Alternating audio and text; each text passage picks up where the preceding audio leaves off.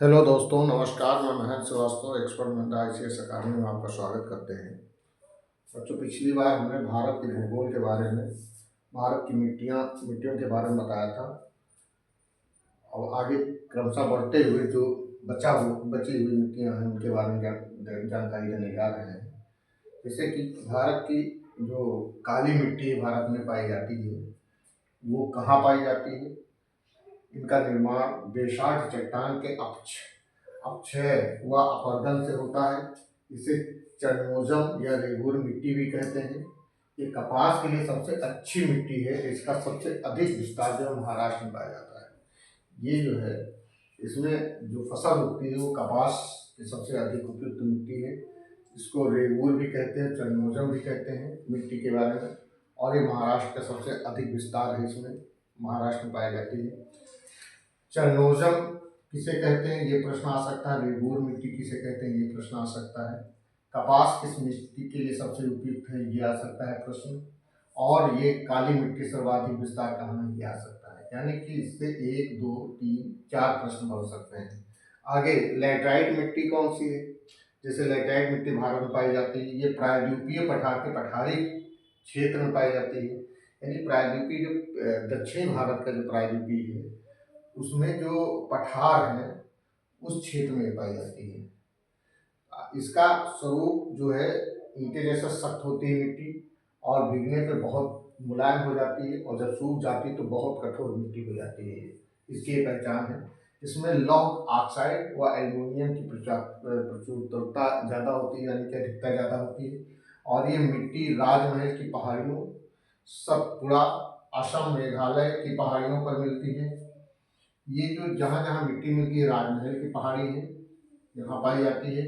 सतपुड़ा पहाड़ी जो है वहाँ पाई जाती है, असम में पाया जाता है, और मेघालय में पाई जाती है। पहाड़ियों पर मिट्टियाँ मिलती हैं। इसमें जो अधिकता जो है वो लौह ऑक्साइड और एल्युमिनियम की प्रचुरता होती है। आगे पर्वतीय मिट्टी कौन सी है? भारत में पर्वतीय मिट्टी पाई जाती है। जहाँ पर्वत क्षेत्र है वहाँ वहाँ पाई जाती है। जैसे हिमालय की घाटियों के ढलानों पर पाई जाती है। जो ढलान है हिमालय की घाटी है, उनके जो ढलान है वहाँ पर पाई जाती है। इसमें ह्यूमस की अधिकता के कारण इसका अम्लीय गुण अधिक होता है, और इसमें अम्लीय गुण अधिक होता है। इसकी ये पहचान है। आगे जो है, शुष्क एवं मरुस्थलीय मिट्टी भारत में पाई जाती है। शुष्क एवं मरुस्थलीय मिट्टी वो है, ये अरावली पर्वत व सिंधु घाटी के मध्यवर्ती भागों में विशेषता पाई जाती है। जैसे विशेषता पश्चिमी राजस्थान, उत्तरी गुजरात और दक्षिणी हरियाणा में पाई जाती है। ये शुष्क एवं मरुस्थलीय मिट्टी है।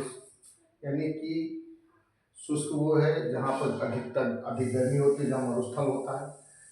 यहाँ की मिट्टी बहुत खराब होती है। जैसे इसको कलहर कहते हैं, रेह कहते हैं, और रकार कहते हैं, चापेन कहते हैं।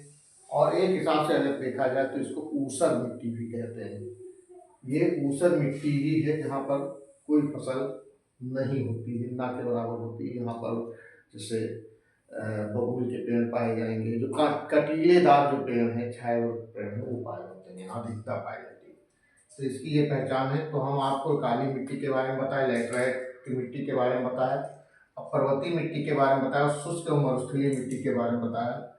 तो 6 मिट्टियों के बारे में हमने आपको जानकारी दे दी। अभी 2 मिट्टी और हैं जिनके बारे में हम आपको बताएंगे, आगे क्रमशः क्लास में बताएंगे।